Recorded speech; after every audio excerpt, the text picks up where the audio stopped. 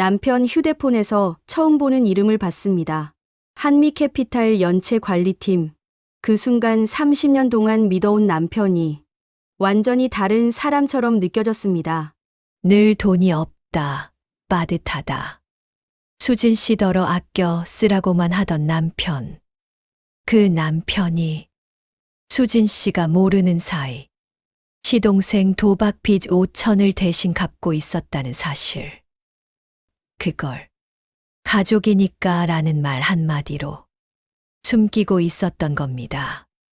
오늘 사연의 주인공은 56세 김수진 씨입니다. 30년 동안 가정을 위해 희생만 해온 아내, 그리고 그 희생을 당연하게 여기며 동생의 빚까지 몰래 떠안아 온 남편, 김수진 씨가 결국 이 결혼을 이혼으로 마무리할 수밖에 없었던 사연입니다. 남들이 보기엔 평범한 부부였을 겁니다. 남편은 말수가 적고 회사 다니고 술도 가끔만 하고 겉으로는 큰 문제 없는 그런 모습이었죠.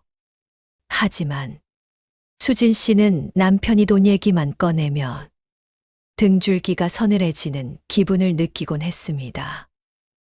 남편은 돈만 보면 사람이 달라졌습니다. 보너스를 받는 달이면 남편은 꼭 이랬습니다. 아, 이번 달은 좀 빠듯하네. 생활비 좀 아껴야겠다. 보너스를 받았는데도 빠듯하다고? 이상했습니다. 하지만 수진 씨는 한 번도 따져 묻지 않았습니다. 서로 아끼며 사는 게 맞다고 생각했고, 남편이 무슨 일로 돈을 쓰는진 몰라도 가정엔 큰 무리가 없었으니까요. 그런데 3년도 넘게 이어진 남편의 빠듯하다는 말은 지금 생각해보면 수진 씨 한테만 숨긴 빚더미의 신호였습니다. 모든 게 드러난 건 딱 2달 전 새벽이었습니다. 새벽 1시 40분.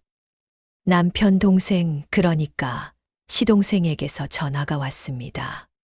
수진 씨가 받자마자 다짜고짜 울부짖는 소리. 형수님, 형 좀 바꿔줘요. 나나 죽을 것 같아요. 수진 씨는 가슴이 철렁 내려앉았습니다. 남편은 벌떡 일어나 전화기를 낚아채더니 수진 씨 눈을 스치지도 않고 방 밖으로 나갔습니다. 30년을 함께 살았지만 전화 받는 남편 목소리가 그렇게 떨리는 건 처음이었습니다. 얼마 뒤 방으로 들어온 남편은 입술이 바짝 말라 있었고 얼굴은 잿빛이었습니다. 수진 씨는 물었습니다. 무슨 일인데 그래? 아무것도 아니야. 남편의 아무것도 아니하는 말은 평생 단 한 번도 진짜였던 적이 없었습니다. 다음 날 저녁, 수진 씨가 퇴근해 집에 들어오자마자 시동생에게서 메시지가 왔습니다. 형수님, 죄송해요. 형이 준 3천만 원 제가 꼭 갚을게요. 순간 수진 씨는 핸드폰을 떨어뜨렸습니다. 3천만 원? 남편이 동생에게 3천만 원을 줬다고? 그게 도대체 무슨 말이야? 수진 씨는 남편에게 바로 따졌습니다. 당신 무슨 돈을 동생에게 줬다는 거야? 3천만 원이 뭐야? 남편은 표정을 굳힌 채 말했습니다. 그냥 조금 도와준 거야. 조금. 3천이 조금이야. 어차피 내 돈이잖아. 당신 돈 뺏은 것도 아니고. 수진 씨는 숨이 막히고 기가 차 웃음만 나왔습니다. 아니, 그 돈 어디서 났는데? 당신은 몰라도 돼. 그 말이 수진 씨 가슴을 후벼 팠습니다. 30년을 같이 산 아내가 몰라도 되는 돈이 있다니. 며칠 뒤 시동생이 집 앞까지 찾아왔습니다. 수진 씨를 보자마자 바닥에 엎드리듯 읍소했습니다. 형수님, 정말 죄송해요. 제가 도박을 좀 해서. 형이 그동안 몇 번 도와줬던 거 형수님은 모르셨죠? 순간 숨이 멎는 느낌이었습니다. 수진 씨는 말했습니다. 몇 번이라뇨? 그러자 시동생은 떨리는 목소리로 말했습니다. 형이 저한테 돈 준 건 이번 3천만 원까지 세 번째예요. 수진 씨는 다리가 풀려 현관 문틀을 잡았습니다. 세 번째요. 그럼 총액은 얼마나 되는데요? 시동생은 울먹이며 말했습니다. 한 번은 800, 또 한 번은 1,500, 어제 준 게 3천. 죄송합니다, 형수님. 합치면 5,300. 수진 씨 머릿속이 하얘졌습니다. 남편은 평소. 우리 빠듯하다. 이번 달 적자다. 카드값이 많다. 늘 그렇게 말했습니다. 이유가 있었습니다. 남편은 우리 부부의 미래를 갉아먹으며 동생의 구멍난 인생을 메우고 있었던 겁니다. 그날 밤 수진 씨는 남편에게 물었습니다. 당신 그동안 동생 빚 갚아준 거 내가 모를 거라 생각했어. 남편은 담담하게 말했습니다. 형제끼리 의리가 있지. 그게 우리 노후보다 더 중요해? 당신은 몰라. 내 입장이 어떤지. 수진 씨는 그 말을 들으며 가슴 속이 서늘하게 식어가는 걸 느꼈습니다. 수진 씨는 조용히 말했습니다. 좋아, 그럼 이제부터 나도 내 의리를 지킬 거야. 남편은 의아한 얼굴을 했습니다. 하지만 그때는 몰랐습니다. 수진 씨가 무슨 의리를 지키겠다는 말을 한 건지. 그리고 그 말은 결국 수진 씨의 결혼 생활을 뒤흔들 반전의 시작이었습니다. 손이 떨렸습니다. 분노 때문인지, 허탈함 때문인지, 스스로도 구분이 안 됐습니다. 남편은 수진 씨에게 다가와 무표정한 얼굴로 말했습니다. 됐지? 이제 됐잖아. 뭐가 됐다는 건데? 동생이 잘못했대. 앞으로 안 그러겠대. 그러니까 그냥 넘어가자고. 그 한마디가 수진 씨를 완전히 무너뜨렸습니다. 동생 문제만이 아니지, 당신. 나 몰래 돈 어디다 썼어? 수진 씨가 묻자 남편은 입술에 힘을 주며 말했습니다. 그딴 소리를 왜 해? 그딴 소리? 수진 씨는 가슴 속이 서늘하게 가라앉는 느낌이 들었습니다. 당신, 내 통장에서 현금 인출해 간 거 있지? 남편의 눈동자가 순간 흔들렸습니다. 그건 잠깐 쓴 거야. 얼마? 몇 번 안 돼. 얼마냐고. 한 번에 40씩, 4번. 40만 원이 아니라 400만 원입니다. 그것도 4번이면 1,600만 원. 수진 씨는 그 자리에서 숨이 멎을 뻔했습니다. 그 돈 어디다 썼어? 빌린 거 갚았어. 누구한테? 친구. 잠깐, 당신 친구한테도 빌린 돈이 있었다고? 예전에 너무 급해서 조금 빌렸던 게 있어. 그래서 그걸 나 몰래 갚은 거야? 남편은 그제야 화를 냈습니다. 내가 번 돈이잖아. 내가 알아서 쓸 수 있지. 수진 씨는 조용히 말했습니다. 우린 부부야. 우리 돈이지. 당신 돈이 아니야. 그러자 남편은 수진 씨가 상상도 못할 말을 했습니다. 그럼 당신 재산은 왜? 당신 돈이야? 남편의 그 말은 수진 씨를 한순간 얼어붙게 만들었습니다. 뭐라고? 당신은 나한테 뭐 숨기는 거 없냐고. 수진 씨는 비웃음이 나왔습니다. 내가 숨긴 게 뭔데? 그러자 남편은 자신만만하게 말했습니다. 당신 적금 따로 넣고 있잖아. 그 말을 듣는 순간 수진 씨는 남편이 어떤 사람인지 뼈저리게 깨달았습니다. 남편은 잘못한 사람이 피해자 코스프레 하는 전형적인 성향을 보이고 있었습니다. 그래, 나 적금 넣고 있어. 왜냐고? 당신은 돈을 통제할 수 없는 사람이니까. 남편의 표정이 일그러졌습니다. 수진 씨는 차갑게 말을 이었습니다. 당신이 계획적으로 돈을 관리한 적이 있었어? 집 대출, 아이들 학원비, 생활비 결정적인 건 다 내가 했지. 남편은 수진 씨 말을 듣고도 전혀 반성하지 않았습니다. 오히려 반대로 나왔습니다. 당신이 알아서 한다고 한 거잖아. 나는 그런 거 몰라. 역시나였습니다. 이 사람은 평생 이랬습니다. 문제가 생기면 책임을 회피하고, 결과가 나오면 생색만 내고, 불리하면 몰랐다로 버티는 사람. 며칠 동안 남편은 수진 씨와 말을 거의 하지 않았습니다. 그런데 어느 날, 남편이 욕실에서 샤워하는 사이, 바지 주머니에서 떨어진 종이가 눈에 들어왔습니다. 작은 봉투였습니다. 펼쳐보는 순간, 수진 씨는 숨이 턱하고 막혔습니다. 대부업체 상환 내역서. 날짜가 딱 시동생에게 돈 준 날짜와 맞아떨어졌습니다. 남편이 동생에게 3천만 원을 보내기 위해 대부업체에서 2천만 원을 빌렸던 겁니다. 눈앞이 빙글 돌았습니다. 수진 씨는 욕실 문을 두들겼습니다. 이게 뭐야? 남편은 벌개진 얼굴로 수건을 두르고 나왔습니다. 그냥 잠깐 빌린 거야. 대부업체에서 내가 갚을 거야. 수진 씨는 처음으로 남편에게 소리를 질렀습니다. 당신, 이건 우리 가정을 위협하는 일이야. 이건 도와주는 게 아니야. 이건 파국이라고. 남편은 갑자기 뒤집어졌습니다. 왜 이렇게 오버해? 내가 알아서 한다고 했잖아.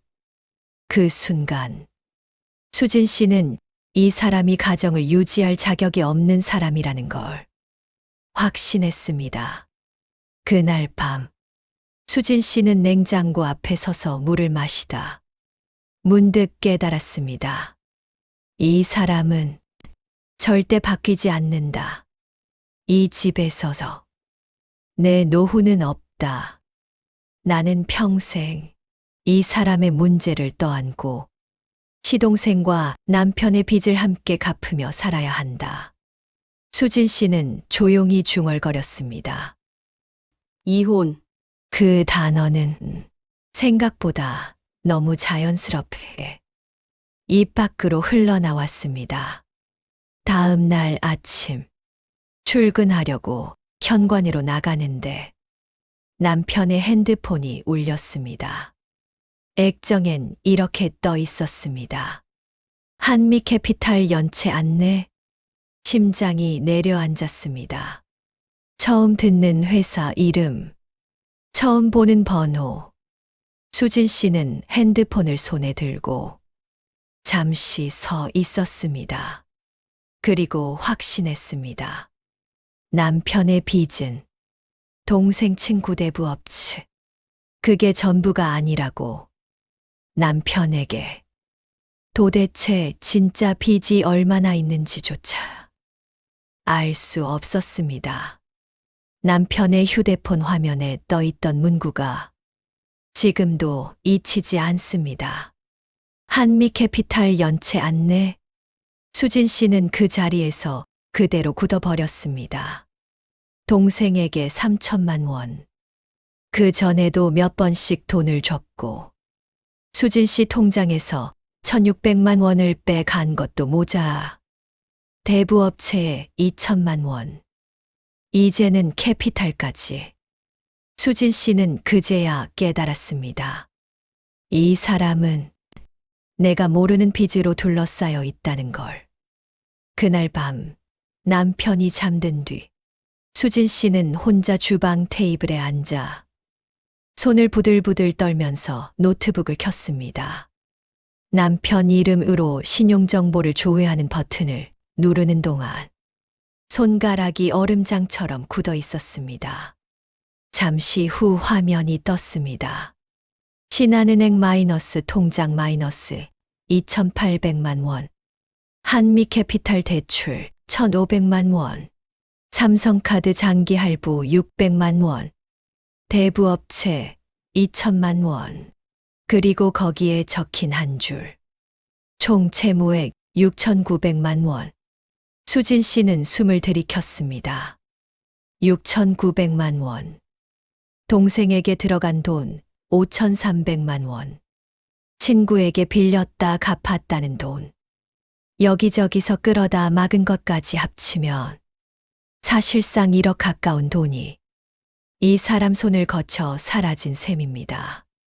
그 돈은 수진 씨 아이들 결혼 자금이었고, 수진 씨 노후였고, 수진 씨가 퇴직 후에 조금은 여유롭게 살 수 있으리라 믿었던 그 모든 가능성이었습니다. 다음 날 저녁, 수진 씨는 프린트에 둔 신용정보 조회서를 테이블 위에 가만히 올려놨습니다. 남편이 퇴근에 들어와 물 한 잔을 마시려다 그 종이를 발견했습니다. 표정이 굳었습니다. 이게 뭐야? 당신 이름으로 된 채무 내역. 왜 이런 걸 뒤져? 내가 모르는 빚이 이렇게나 많았어. 남편은 한숨을 크게 쉬더니 의자에 털썩 앉았습니다. 됐어. 나도 알아 많다는 거. 얼마까지 알고 있어? 동생 5,300에, 대부업 2,000, 캐피탈, 마이너스 통장, 카드 할부까지. 수진 씨는 일부러 한 항목씩 읽어 내려갔습니다. 남편은 못 견디겠다는 표정으로 손으로 머리를 쓸어 넘겼습니다. 그래서 어쩌자는 건데 이미 진 빚이야. 지금 와서 따진다고 뭐가 달라져? 그 말에 머리끝까지 화가 치밀어 올랐습니다. 지금 와서라도 정확히 알아야 우리가 어떻게든 막을 거 아냐. 그러자 남편이 이미 답을 준비해 놓은 사람처럼 말했습니다. 막을 방법 있어. 뭔데? 잠깐의 침묵 후 그 사람 입에서 나온 말은 정말로 끔찍했습니다. 집. 뭐? 집 담보로 대출 받으면 한 번에 정리할 수 있어. 남편은 자기가 아주 대단한 해결책이라도 가져온 사람처럼 조목조목 말을 이었습니다. 지금 대출이 이렇게 여기저기 흩어져 있으니까. 이자도 많이 나가고 당신도 불안하잖아. 집 한 번 담보 잡으면. 일단 이자도 줄고 동생 것도 깔끔하게 정리되고 캐피탈, 대부업 이런 거 싹 막을 수 있어. 수진 씨는 어이가 없어서 웃음이 나왔습니다. 당신, 지금 집을 지키자는 거야? 집을 갖다 바치자는 거야? 남편은 버럭 소리를 질렀습니다. 집은 어차피 우리 거야. 빌려 쓰는 것뿐이지. 뺏기는 것도 아니고. 담보는 그게 그거야. 못 갚으면 뺏기는 거지. 못 갚겠어? 나 아직 일해. 월급도 나오고 퇴직금도 있는데. 그 말에 수진 씨는 목소리를 높이고 싶었지만 꾹 눌렀습니다. 당신, 지금까지 벌어온 돈으로 뭘 보여줬는데? 남편은 말을 잇지 못했습니다. 당신 월급이랑 보너스, 동생 빚 메우고, 친구한테 빌린 거 갚고, 대부업 빚 막다가 여기까지 온 거잖아. 눈앞에 신용조회서가 놓여 있으니 아무리 둘러대도 소용이 없었습니다. 남편은 손가락으로 테이블을 두드리며 작게 말했습니다. 나는 가정을 지키려고 그랬어. 그 말을 듣는 순간 정말이지 온몸이 식어버렸습니다. 가정을 지키려고 대부업에서 돈을 빌리고, 동생 도박 빚을 5천 넘게 갚아주고, 내 통장에까지 손댄 거야? 당신은 몰라. 장남 입장이라는 게 있어. 그 사람 입에서 마지막까지 나오는 말은 결국 장남의 입장과 형으로서의 체면뿐이었습니다. 며칠 뒤 남편이 퇴근하자마자 말했습니다. 내일 시간 좀 빼. 왜? 은행 가야지. 대출 상담 받으러. 수진 씨는 아무 대답도 하지 않았습니다. 남편은 당연하다는 듯이 말을 이었습니다. 집 문서 어디 있어? 등기부랑 인감도장도 챙겨야 하고. 수진 씨는 부엌에서 칼을 내려놓고 남편을 똑바로 쳐다봤습니다. 왜 그렇게 당연하게 말해? 뭐가? 내가 왜 당연히 그걸 내줄 거라고 생각해? 남편은 짜증을 냈습니다. 그럼 어떡하라는 건데? 지금 빚 막을 방법은 이거 하나뿐인데. 그 빚, 누가 진 거야? 내가, 그럼, 누가 갚아야 돼? 내가. 잠시 침묵이 흘렀습니다. 수진 씨는 또박또박 말을 이었습니다. 당신이 진 빚이야. 내가 동의한 적도 없고. 나는 본 적도 한 푼도 쓴 적도 없는 돈들이야. 동생 구제한 것도, 친구한테 빌렸다 갚은 것도, 대부업도, 캐피탈도. 남편은 그제야 약간의 위기감을 느꼈는지 표정이 굳어졌습니다. 그래도 우리는 부부잖아. 그 말이 수진 씨 등에 비수처럼 꽂혔습니다. 부부면 처음부터 상의했어야지. 남편은 마지막 남은 카드라도 꺼내 든다는 듯 애써 침착한 목소리로 말했습니다. 이 집, 내가 대출 받아서 산 집이야.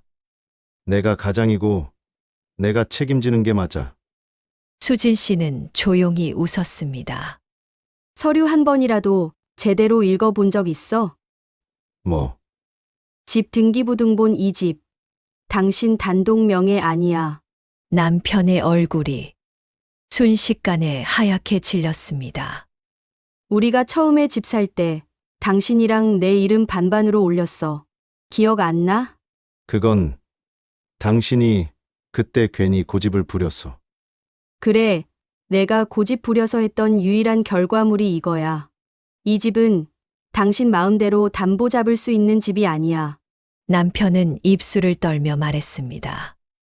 그러니까 당신이 동의만 해주면 되잖아. 수진 씨는 고개를 저었습니다. 동의 안 해. 뭐, 집 담보 대출, 인감 도장, 내 지분 단 한 푼도 당신 빚 막는데 안 쓸 거야. 남편의 눈이 동그래졌습니다. 너 진짜 너무하는 거 아니야? 내가 누구 때문에 이러는 줄 알아? 가족 때문에. 수진 씨는 더 이상 참지 못하고 목소리를 높였습니다. 가족. 어느 가족? 남편은 말을 잃었습니다. 당신 동생. 도박해서 3천, 5천 가져다 줘도 감사 인사 하나 제대로 못하는 그 동생? 아니면 당신 친구? 지금은 연락 끊긴 그 친구? 수진 씨는 마지막으로 또렷하게 말했습니다. 당신이 말하는 가족에 나는 없었어. 그날 밤 남편은 한참 동안 방 안을 서성이다가 결국 문을 쾅 닫고 나가 버렸습니다. 어디로 갔는지, 언제 들어올지 수진 씨는 묻지도 않았습니다. 창밖을 보며 가만히 중얼거렸습니다. 이 집과 내 노후와 내 인생은 이제부터 내가 지킨다. 그때까지 수진 씨는 몰랐습니다. 수진 씨가 이렇게까지 단단한 사람이었는지, 그리고 수진 씨가 오래전부터 조용히 준비해둔 수진 씨 이름으로 된 것들이 곧 이 상황을 완전히 뒤집어 놓을 거라는 걸요. 남편이 문을 쾅 닫고 나간 그날 밤, 수진 씨는 집 거실에서 불을 켜지 않은 채 한참 동안 멍하니 앉아 있었습니다. 남편이 처음으로 수진 씨에게 두려움을 느끼게 한 날이었습니다. 하지만 그보다 더 크게 자리 잡은 감정은 두려움이 아니라 각성이었습니다. 나는 이 사람 인생의 불을 꺼줄 소방관이 아니다. 나는 이 사람 빚을 떠안아줄 시궁창이 아니다. 이 집을 지킬 사람은 이젠 나다. 수진 씨는 서랍 깊숙한 곳에서 한 봉투를 꺼냈습니다. 냄새부터가 오래된 종이 냄새. 그 무게감은 수진 씨 지난 20년의 불안과 여자의 촉과 아내로서의 각성과 모두 맞물려 있었습니다. 봉투 속에는 3가지가 있었습니다. 첫째는 수진 씨 이름으로만 된 적금 통장 총 3천만 원. 둘째, 매달 자동이체되는 개인 IRP 현재 2,300만 원. 그리고 마지막 20년 넘게 유지한 보험, 해약 환급금 예상표, 약 2천만 원. 총 7,500만 원이 훌쩍 넘었습니다. 이 돈은 수진 씨가 지켜온 마지막 안전망이었습니다. 아이들 학원비 때문에 청약도 깨고 수진 씨 명의로 된 통장은 생활비 통장 하나뿐이었지만 수진 씨는 늘 이 사람은 돈 감각이 없다는 걸 알고 있었기에 제2의 안전망을 조용히 키워왔습니다. 남편은 절대 몰랐습니다. 다음 날 수진 씨는 반차를 내고 근처 법률사무소를 찾아갔습니다. 50대 중반쯤 되어 보이는 변호사가 수진 씨 이야기를 듣는 내내 고개를 끄덕였습니다. 그리고는 단호하게 말했습니다. 남편 명의로 진 개인 채무는 아내에게 법적 책임 없음입니다. 수진 씨는 그 말만으로도 숨통이 확 트이는 것 같았습니다. 하지만 변호사가 말을 이었습니다. 문제는 남편이 부부의 공동생활을 위해 쓴 돈이라고 주장할 경우입니다. 그러면 분쟁이 길어질 수 있어요. 수진 씨는 바로 고개를 저었습니다. 동생 도박 빚 갚은 거예요. 가정생활과 무관합니다. 그렇다면 법적으로 유리합니다. 변호사는 메모를 하면서 말했습니다. 집이 공동명의라면 남편이 혼자 담보대출을 진행할 수 없습니다. 그건 제가 단단히 맡고 있습니다. 아주 잘하셨습니다. 변호사는 마지막으로 확실하게 못을 박는 말을 했습니다. 아내분, 지금 상태라면 재산 분리, 생활비 분리, 법적 조치, 전부 유리한 위치에서 시작 가능합니다. 저녁이 되자 남편은 집에 들어왔습니다. 얼굴은 잿빛이었고 하루 종일 술을 마신 듯한 숨 냄새가 났습니다. 얘기 좀 하자. 수진 씨는 조용히 말했습니다. 그래. 나도 할 말 있어. 남편은 소파에 주저앉으며 말했습니다. 은행 가는 건 당신이 동의 안 한다면 일단 보류할게. 보류. 지금 그런 단어 쓸 상황이 아니야. 남편의 눈썹이 꿈틀거렸습니다. 내가 당연히 동의할 거라고 생각한 건 원래부터가 잘못이야. 남편은 억울하다는 듯 말했습니다. 그럼 어떻게 해야 되는데? 빚은 갚아야 할 거 아니야. 수진 씨는 깊게 숨을 들이쉬었다 내쉬며 한 글자씩 분명하게 말했습니다. 당신 앞으로 당신 빚은 당신이 책임져. 남편이 눈을 동그랗게 뜨고 수진 씨 얼굴을 쳐다봤습니다. 그게 무슨? 우리는 지금부터 재산 분리할 거야. 남편은 당황했습니다. 아니, 그럼 우리 가정은 어떻게 되는 건데? 수진 씨는 담담하게 대답했습니다. 가정을 지키려고 한 사람은 나였지. 당신이 아니었어. 아니, 나는 당신은 동생 빚 지킨 거지. 우리 가정을 지킨 적은 없어. 남편은 입술을 떨었습니다.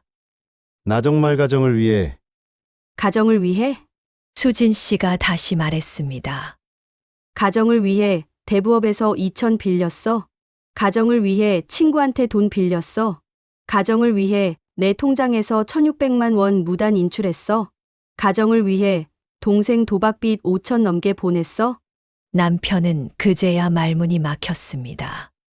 수진 씨는 조용히 봉투 하나를 꺼냈습니다. 봉투 안에는 남편의 신용정보, 내역 복사본, 그리고 수진 씨가 정리해둔 메모들이 들어 있었습니다. 남편이 봉투를 보자 표정이 굳어졌습니다. 수진 씨는 차분하게 말했습니다. 이 봉투는 당신에게 마지막으로 주는 선물이야. 뭐가 들어있는데? 당신 빚 리스트.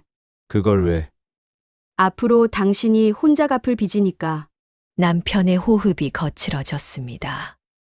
잠깐 그럼 당신은 내가 죽든 말든 상관없다는 거야?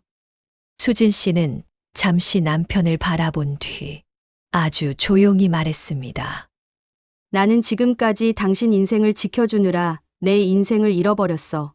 남편은 말문이 막혀 표정만 굳힌 채 수진 씨 앞에서 얼어붙어 있었습니다. 그 눈빛에는 분노도 억울함도 아닌 두려움이 어둡게 번져 있었습니다. 남편이 방으로 들어간 뒤 한참이 지나서야 수진 씨는 남편이 다시 나오는 기척을 들었습니다. 하지만 남편은 눈도 제대로 못 마주치고 작게 말을 꺼냈습니다. 미안하다. 수진 씨는 천천히 고개를 들었습니다. 뭐가 미안한데? 내가 정말 묻고 싶은 건 이거야. 수진 씨는 손가락으로 테이블을 톡톡 두드렸습니다. 당신 그동안 카드값에 생활비, 하다못해 사소한 지출의 병원비까지 내가 부담할 때마다 남편은 눈을 감았습니다. 수진 씨는 이어서 말했습니다. 그때 당신은 그 돈들을 동생 빚 친구 빚 갚는 데 썼던 거야? 남편의 어깨가 서서히 내려앉았습니다. 그랬어. 순간 어떤 감정도 올라오지 않았습니다. 분노도 서러움도 아닌 그저 텅 빈 느낌. 수진 씨는 아주 조용히 말했습니다. 당신은 가정을 지킨 게 아니라 가정을 속인 거야. 남편은 말을 잇지 못했습니다. 방 안에는 냉기가 내려앉았습니다. 나도 이러려고 그런 건 아니었어. 남편이 떨리는 목소리로 말했습니다. 나도 어떻게든 막아보려고 했어. 근데 어느 순간 빚이 눈덩이처럼 너무 커져버린 거야. 수진 씨는 고개를 저었습니다. 그건 핑계야. 빚이 쌓이면 나한테 먼저 말해야지. 왜 남한테 빌려서 동생 뒤치다꺼리까지 하냐고. 남편이 무릎을 꿇었습니다. 미안해. 정말 미안해. 수진 씨는 그 모습을 한참 동안 내려다보다가 조용히 말했습니다. 그만 일어나. 여보, 이제부터 당신 문제는 당신이 해결해야 돼. 남편이 고개를 들었습니다. 눈이 충혈돼 있었지만 수진 씨는 단호했습니다. 수진 씨는 서랍에서 하얀 서류 봉투를 꺼냈습니다. 이게 뭐야? 정리하자. 수진 씨가 말했습니다. 당신이 만든 빚은 당신이 책임져. 이혼하자는 거야? 수진 씨는 고개를 끄덕였습니다. 숨도 떨리지 않았습니다. 그래, 이젠 이게 맞아. 남편의 얼굴이 무너졌습니다. 잠깐만 진심이야? 응, 당신 빚은 당신 몫이고 나는 더 이상 당신 인생에 휘말릴 생각 없어. 남편은 절망한 눈빛으로 양손을 떨며 말했습니다. 나 정말 다시는 안 그럴게. 제발 마지막 한 번만 더 기회를 줘. 수진 씨는 단호하게 고개를 저었습니다. 기회. 이미 수십 번 줬어. 근데 한 번도 잡은 적 없었지. 남편의 어깨가 힘없이 내려앉았습니다. 그럼 우리 끝이야? 수진 씨는 조용히 대답했습니다. 응, 여기서 끝내자. 남편의 눈에 눈물이 고였지만 수진 씨 마음은 흔들리지 않았습니다. 아니, 이 순간을 위해 몇 년을 버텨온 것 같았습니다. 수진 씨는 마지막으로 말했습니다. 당신 인생은 당신이 해결해 난 이제 내 인생을 살 거야. 남편은 더 이상 말을 잇지 못했고 수진 씨는 그 사람을 뒤로 한 채 천천히 방문을 닫았습니다. 그리고 아주 조용히 스스로에게 속삭였습니다. 그래, 이제야 분명해졌다. 내 인생에서 제일 큰 짐은 가족이 아니라 가족인 척하던 사람들이었음을. 나는 더 이상 속지 않고 앞으로의 날들은 내 마음 편하게 내가 나를 지켜가며 살 것이다. 오늘 사연도 끝까지 시청해주신 모든 분들께 진심으로 감사드립니다.